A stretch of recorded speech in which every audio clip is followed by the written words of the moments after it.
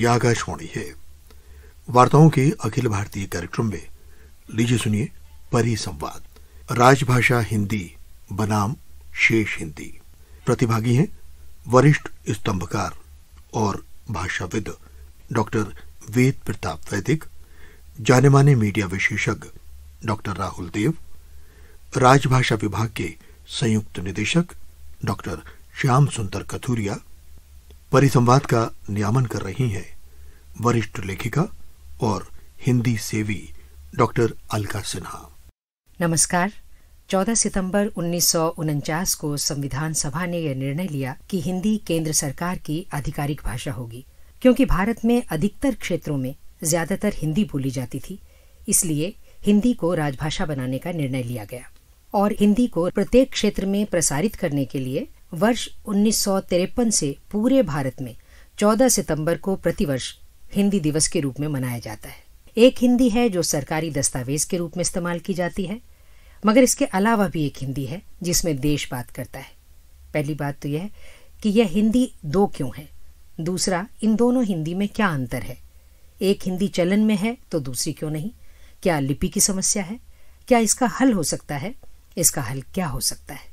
आज इस परिसंवाद में हम इन्हीं बातों पर चर्चा करेंगे, जिनमें हमारे साथ हैं वरिष्ठ पत्रकार डॉक्टर वेद प्रताप वैदिक, हिंदी सेवी तथा मीडिया कर्मी डॉक्टर राहुल देव और भारत सरकार में संयुक्त निदेशक राजभाषा डॉक्टर श्याम सुंदर कथुरिया जी। इनकी इस बहुमूल्य उपस्थिति के बीच किया गया यह परिसंवाद निश्चय ही ऐतिहासिक होगा, क्योंकि यह एक ऐसे छोर से शुरू होता है जहां से हिंदी को राजभाषा बनाने की शुरुआत की गई थी। डॉक्टर वेद प्रताप वैदिक उसमें बहुत ही सक्रिय रूप से हिस्सेदारी करते रहे थे और आज का भी समय जो सरकारी दफ्तरों में हम हिंदी को जिस रूप में देखते हैं वह भी हमारे सामने आता है। तो बात मैं शुरू करना चाहूंगी डॉक्टर कथुरिया जी आप ही से। सबसे पहले तो हम जानना चाहेंगे कि एक भूमिका बने कि हमारे श्रोता ये जान पाएं कि हम भाषा को किस तरह से परिभाषित करेंगे। सरकारी काम के प्रयोग में आने वाली हिंदी और साहित्यिक हिंदी में क्या अंतर है, राजभाषा पर अनुवाद का कितना प्रभाव हम देखते हैं और राजभाषा के प्रचार प्रसार में सरकार की क्या भूमिका है। क्योंकि आप सरकारी कार्यालय से जुड़े हुए हैं और एक बड़े पद पर हैं, तो निश्चित रूप से रोजमर्रा की आने वाली दिक्कतें और इसके लिए किए जाने वाले समाधान के रूप में आपकी ये बात बहुत ही महत्वपूर्ण होगी। हम स्वागत करते हैं डॉक्टर श्याम सुंदर कथुरिया जी का। भाषा संप्रेषण का एक जरिया होती है। किसी भी भाषा के प्रयोग के स्तर पर विविध स्वरूप होते हैं, जैसे मातृभाषा, राष्ट्रभाषा, संपर्क भाषा, राजभाषा इत्यादि। ये सभी स्वरूप किसी एक भाषा में एक साथ हो सकते हैं या अलग अलग भी। हिंदी भाषा की चर्चा करें तो सर्वप्रथम यह जानना आवश्यक है कि राजभाषा कहते किसे हैं। राजभाषा से अभिप्राय है राजभाषा की भाषा, या और सरल शब्दों में कहें तो सरकारी काम करने की भाषा। जिस भाषा में सरकारी कर्मचारियों द्वारा कार्यालय में काम किया जाना है वह भाषा। हिंदी भाषा के व्यवहार क्षेत्र और उसकी जनव्यापकता को देखते हुए ही स्वतंत्रता के पश्चात 14 सितंबर 1949 को देवनागरी में लिखित हिंदी को संघ की राजभाषा के रूप में स्वीकार किया गया। भारतीय संविधान के भाग 17 के अध्याय 1 से 4 में अनुच्छेद 343 से 351 तक विस्तार पूर्वक राजभाषा संबंधी उपबंध दिए गए हैं। यदि हमें राजभाषा हिंदी और हिंदी भाषा की तुलना करनी है तो यह समझ लेना चाहिए कि हिंदी समुद्र है तो राजभाषा हिंदी उसका एक अंश। हिंदी में साहित्य की विभिन्न विधाएं हैं तो राजभाषा में केवल प्रशासन में काम आने वाली हिंदी। राजभाषा की अपनी एक विशिष्ट शब्दावली होती है। उस शब्दावली के निश्चित अर्थ होते हैं। ये अर्थ किसी भी भाषा के सामान्य अर्थों की तुलना में एक विशिष्ट संदर्भ के लिए होते हैं। यहाँ हम हिंदी के राजभाषा स्वरूप की चर्चा कर रहे हैं तो इसमें राजभाषा के वे सभी गुण उपलब्ध हैं जो किसी अन्य राजभाषा में हो सकते हैं। जैसे राजभाषा के वाक्यांशों में संक्षिप्तता होती है, जबकि सामान्य भाषा में यथावश्यक विस्तार होता है। हिंदी की बात करें तो सरकारी कामकाज की फाइलों में जब किसी अधिकारी को किसी प्रस्ताव पर अनुमोदन प्रदान करना होता है तो वह केवल अनुमोदित शब्द लिखकर अपना काम चला लेता है, जबकि सामान्य हिंदी में हम पूरा वाक्य लिखते हैं, अनुमोदन प्रदान किया जाता है। हमारी राजभाषा हिंदी पर अंग्रेजी अनुवाद का प्रभाव स्पष्ट दृष्टिगोचर होता है। इससे भाषा में सहजता नहीं आ पाती और भाषा दुरूह या क्लिष्ट लगने लगती है, जबकि सामान्य हिंदी में इस प्रकार की कृत्रिमता नहीं रहती। राजभाषा हिंदी में शब्दों के अर्थ को रूढ़ और स्थिर किया गया है। उदाहरण के लिए अंग्रेजी के नील शब्द के लिए प्रशासनिक हिंदी में शून्य शब्द का प्रयोग होता है, जबकि सामान्य हिंदी जैसे अध्यात्म, गणित इत्यादि संदर्भ में इसके भिन्न भिन्न अर्थ हैं। हिंदी भाषा से ही राजभाषा हिंदी व्युत्पन्न हुई है। हिंदी भाषा में व्यापकता और विशालता है तो राजभाषा हिंदी में प्रशासनिक मर्यादा और औपचारिकता है। हिंदी भाषा सिनेमा साहित्य की विभिन्न विधाओं, प्रयोक्ताओं की संख्या आदि के बल पर वैश्विक स्तर पर आगे बढ़ रही है, जबकि राजभाषा हिंदी राजभाषा संबंधी उपबंधों के अनुसार आगे बढ़ रही है। राजभाषा में अनुवाद के आधार पर शब्द गढ़े जाते हैं, जबकि सामान्य हिंदी में शब्द स्वयं विकसित होते हैं या उनके अनेक आधार होते हैं। राजभाषा में किसी विशिष्ट संकल्पना के लिए निर्धारित शब्द को कोई दूसरा पर्याय सामान्यतः प्रतिस्थापित नहीं कर सकता, जबकि साधारण हिंदी में एक संकल्पना के लिए अनेक पर्याय या विकल्प रहते हैं। राजभाषा में ऐसी विशिष्टता क्यों है? इसका आधारभूत कारण है संविधान का अनुच्छेद 351, जिसमें लिखा गया है कि संघ का यह कर्तव्य होगा कि वह हिंदी भाषा का प्रसार बढ़ाए, उसका विकास करे, जिससे वह भारत की सामासिक संस्कृति के सभी तत्वों की अभिव्यक्ति का माध्यम बन सके और उसकी प्रकृति में हस्तक्षेप किए बिना हिंदुस्तानी में और 8वीं अनुसूची में विनिर्दिष्ट भारत की अन्य भाषाओं में प्रयुक्त रूप, शैली और पदों को आत्मसात करते हुए और जहां आवश्यक या वांछनीय हो वहां उसके शब्द भंडार के लिए मुख्यतः संस्कृत से और गौणतः अन्य भाषाओं से शब्द ग्रहण करते हुए उसकी समृद्धि सुनिश्चित करे। अनुच्छेद 351 के मंतव्य को पूर्ण करने के लिए तत्कालीन भारत सरकार ने 1 अक्टूबर 1961 को अपने शिक्षा मंत्रालय के अंतर्गत वैज्ञानिक तथा तकनीकी शब्दावली आयोग की स्थापना की। राजभाषा की मानक शब्दावली विकसित करने के प्रयोजन से इस आयोग ने वर्ष 1965 में प्रशासन शब्दावली तथा पदनाम शब्दावली प्रकाशित की। तब से लेकर आज तक प्रशासनिक शब्दावली के 8 संशोधित तथा परिवर्धित संस्करण जारी हो चुके हैं। इतना ही नहीं, हिंदी की देवनागरी लिपि तथा मानक वर्तनी के लिए 1 मार्च 1960 को भारत सरकार के शिक्षा मंत्रालय के अंतर्गत केंद्रीय हिंदी निदेशालय का भी गठन किया गया। इस संबंध में निदेशालय द्वारा जारी दिशा निर्देशों का अनुसरण राजभाषा के प्रयोग में अक्षरशः किया जा रहा है। राजभाषा में भाषा की अभिधा शब्द शक्ति ही प्रयोग की जाती है, जबकि आम बोलचाल की या साहित्यिक भाषा, चाहे वह हिंदी ही क्यों ना हो, उसमें अभिधा के साथ साथ लक्षणा और व्यंजना शब्द शक्ति का भी प्रयोग किया जाता है। इसे भी एक उदाहरण द्वारा समझा जा सकता है।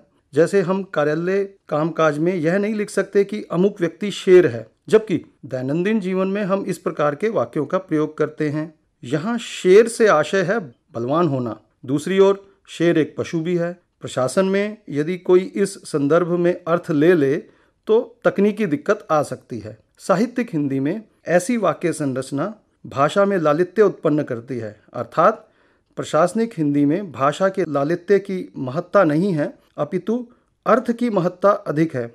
इसे हम इस प्रकार भी समझ सकते हैं कि राजभाषा हिंदी में साहित्यिक हिंदी की व्यंग्यात्मकता, मुहावरेदार, लच्छेदार शैली पूर्णतः वर्जित है। शब्द ही नहीं, वाक्यांशों के स्तर पर भी राजभाषा का प्रयोग विशिष्ट होता है। उदाहरण के लिए हम कार्यालय में तो बोलते हैं कि कृपया फाइल प्रस्तुत करें, परंतु हम घर में आम बोलचाल की भाषा में कभी नहीं कहते कृपया भोजन प्रस्तुत करें। यदि सार रूप में कहा जाए तो हिंदी भाषा असीम है और यह स्वच्छंद रूप से उड़ान भरते हुए पूरे विश्व में अपने पैर पसारने की ओर प्रयासरत है। फलस्वरूप सरकारी कामकाज में इसके प्रयोग में उत्तरोत्तर प्रगति हो रही है। बहुत बहुत धन्यवाद कथूरिया जी। सरकारी कामकाज में हो रहे इस उत्तरोत्तर प्रगति की चर्चा अभी आपने की। आपने सरकारी कार्यालय में हिंदी भाषा की बात की।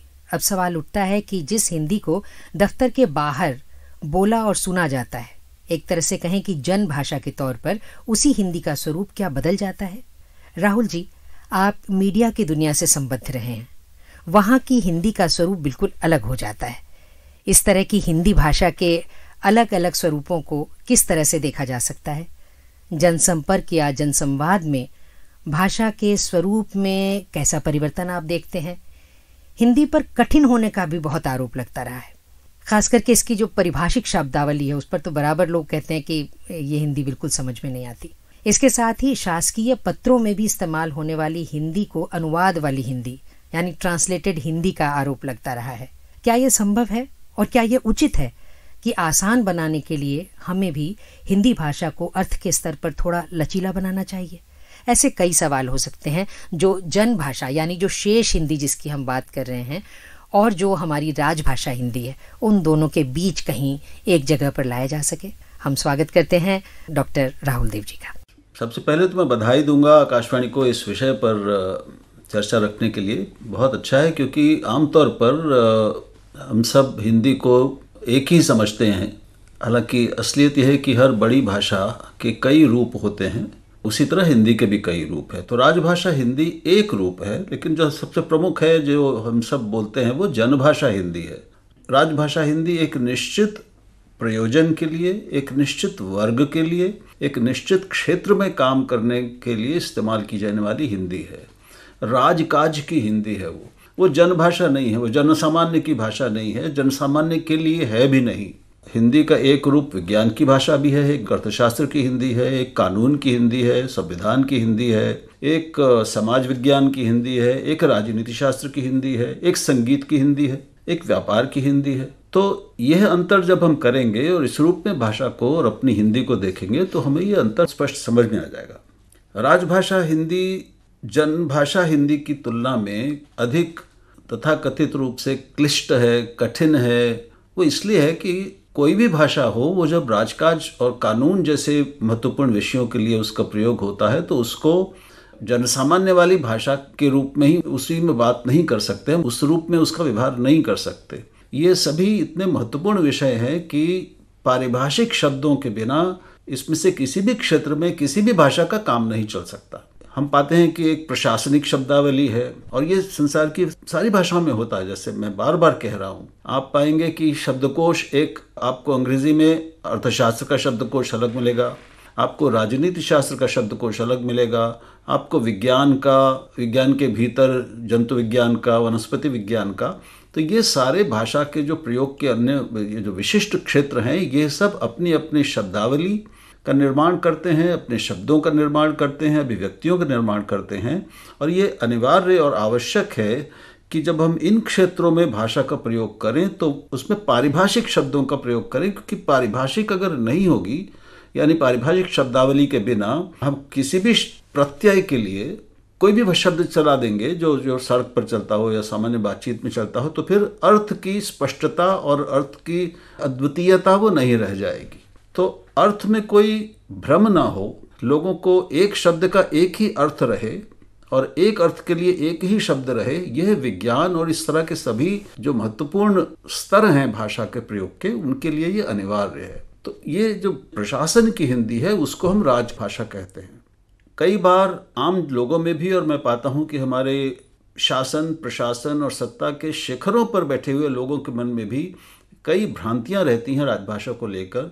और उसका परिणाम ये होता है कि हम लोग अक्सर पाते हैं कि चाहे वो मंत्री हों या सचिव हों, वो हिंदी वालों को ही ये उपदेश देते मिलते हैं कि राजभाषा को सरल करना चाहिए, राजभाषा हिंदी बहुत कठिन है, हमारी समझ में नहीं आती है। वो ये सब ये बोलते हैं कि साहब मुझे अंग्रेज़ी जब मैं पढ़ता हूँ तो अंग्रेज़ी में वो मसौदा समझ में आ जाता है, उसका जब मैं हिंदी अनुवाद पढ़ता हूँ, जो राजभाषा हिंदी में अनुवाद है, तो हमारी समझ में नहीं आता। दिक्कत यह है कि कोई इन लोगों से साहस के साथ ये बताता नहीं है कि अंतर अनिवार्य है, ये रहेगा ही अंतर। अंग्रेज़ी में उनका और बाकी प्रशासन में जुड़े हुए सब लोगों का अंग्रेजी का अभ्यास करते करते इतना तथाकथित रूप से सरल और सहज हो गई है कि उनको अटपटी नहीं लगती। लेकिन अंग्रेजी में एक कोई प्रशासनिक पत्र अगर एक सामान्य व्यक्ति को, नागरिक को दे दिया जाए तो उसके लिए उसे समझना उतना ही कठिन होगा जितना इस तथाकथित कठिन राजभाषा को समझना इन लोगों को लगता है या वो कहते हैं। कानून की एक मसौदे का एक पन्ना अगर आप अंग्रेजी में भी किसी नेता को भी दे दें, मंत्री को भी दे दें, अगर जो कानून का मंत्री नहीं है, जिसने कानून नहीं पढ़ा, तो वो अंग्रेजी में होते हुए भी, और वो अंग्रेजी साहित्य में अगर वो पीएचडी हो तो भी वो नहीं समझ पाएगा, क्योंकि कानून की अंग्रेजी अलग है, शब्दावली अलग है, वो पारिभाषिक शब्दावली है। संविधान पढ़ें तो समझ में आ जाता है।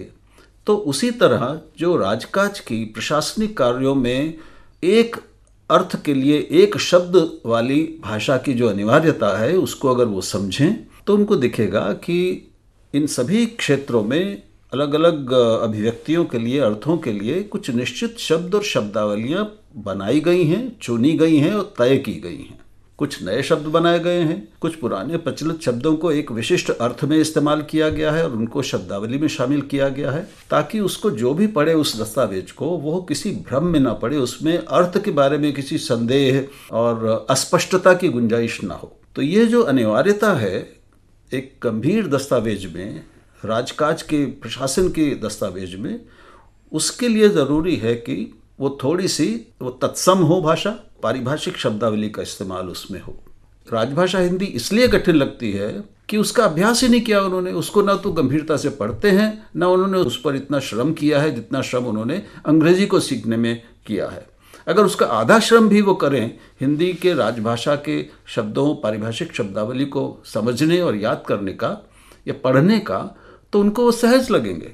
ऐसा नहीं कि राजभाषा हिंदी के नाम पर जो भी अनुवाद होते हैं वो सब बहुत अच्छे होते हैं, नहीं होते हैं। कई बार इतने किताबी और मशीनी और शाब्दिक अनुवाद किए जाते हैं सरकारी दस्तावेजों में, पत्रों में, कि सचमुच समझना कठिन होता है। वो अनुवाद की समस्या है, वो उस अनुवाद करने वालों की अपनी क्षमताओं की सीमा है। उसी चीज़ को अगर वो मौलिक हिंदी में लिखें, मौलिक पारिभाषिक शब्दावली का प्रयोग करते हुए लिखें, तो हम पाएंगे कि वो जो दस्तावेज बनेंगे वो कहीं ज़्यादा समझने में सुगम, सरल और सहज होंगे। तो अनुवाद अनिवार्यतः उतना सहज नहीं हो सकता जितना मूल दस्तावेज है। ये हर तरह के अनुवाद के लिए बात लागू होती है। कभी भी मूल जैसा ही अनुवाद नहीं हो सकता। राजभाषा हिंदी को जो लोग कठिन समझते हैं, वो अगर अपने भीतर झांक कर अपनी इन चीज़ों को देखें और अपना एक नए सिरे से मूल्यांकन करें, तो उनको फिर, और इसके लिए समझने की जरूरत है, उनको श्रम करने के लिए भी तैयार होना होगा। हम ये अपेक्षा करें कि हम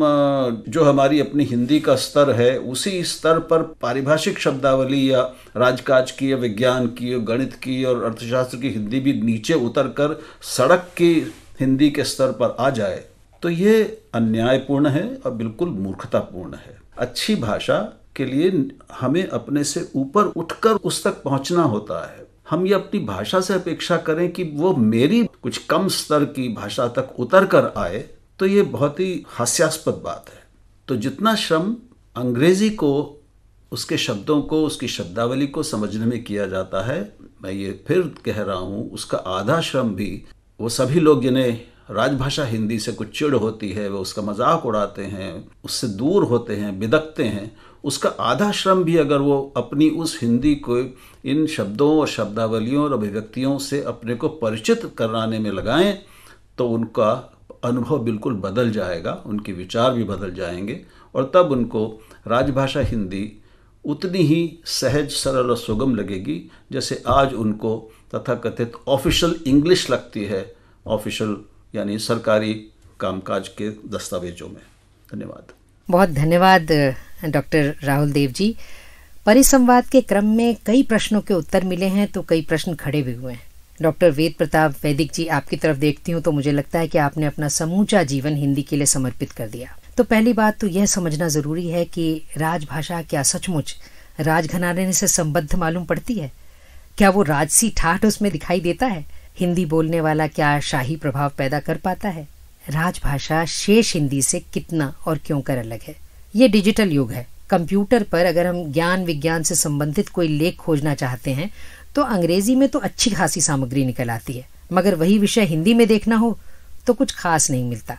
क्या आपको नहीं लगता कि हिंदी में अनुवाद और मौलिक लेखन दोनों ही कम है? ऐसे सवाल हैं जो कि आपके इस लंबे काल में, जैसे आपने तो अपना शोध ग्रंथ ही हिंदी में लिखा और जिसकी वजह से आपको बहुत लंबा संघर्ष भी करना पड़ा, तो हिंदी वाला जब भी कुछ हिंदी में करना चाहता है तो उसे हमेशा कुछ न कुछ संघर्ष के दौर से क्यों गुजरना पड़ता है, और इस संघर्ष से कैसे विजय पाई जा सकती है, ये भी हम आपसे जानना चाहेंगे।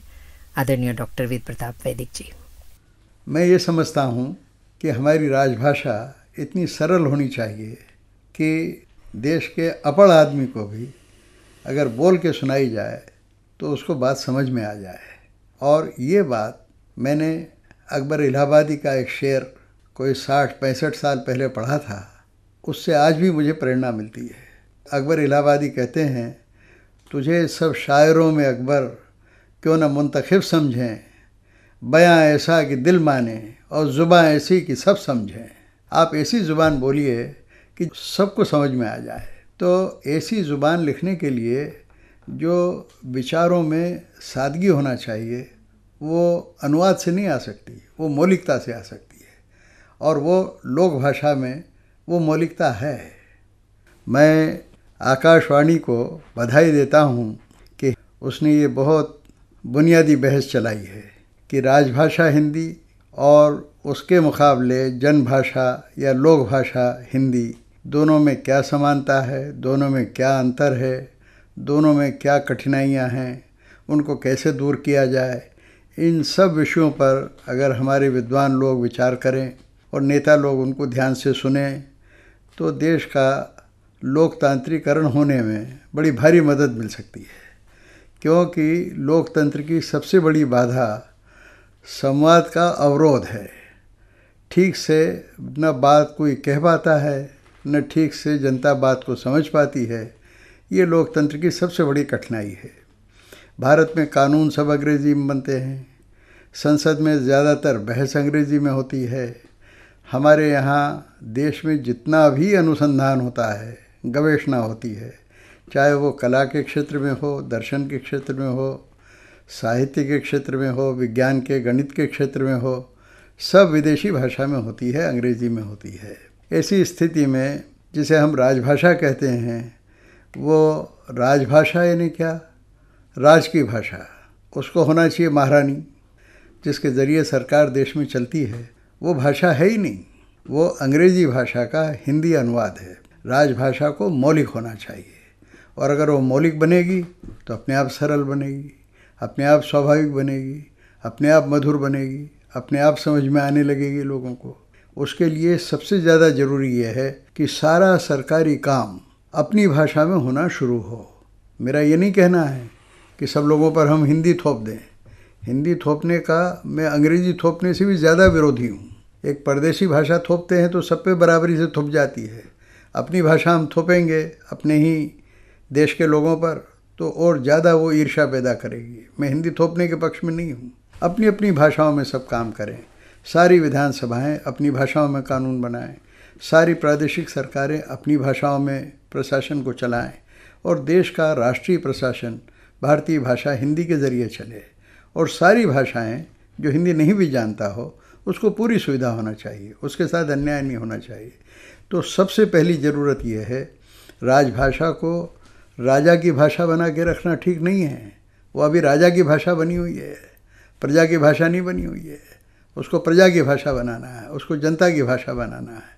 इसलिए उसको अनुवाद के दायरे से बाहर निकालना चाहिए, उसको मौलिकता की भाषा बनाना चाहिए। जिनको पारिभाषिक शब्द कहा जाता है उनका भी अगर मौलिक रूप से चिंतन करें तो बहुत सरल शब्द पारिभाषिक बन सकते हैं।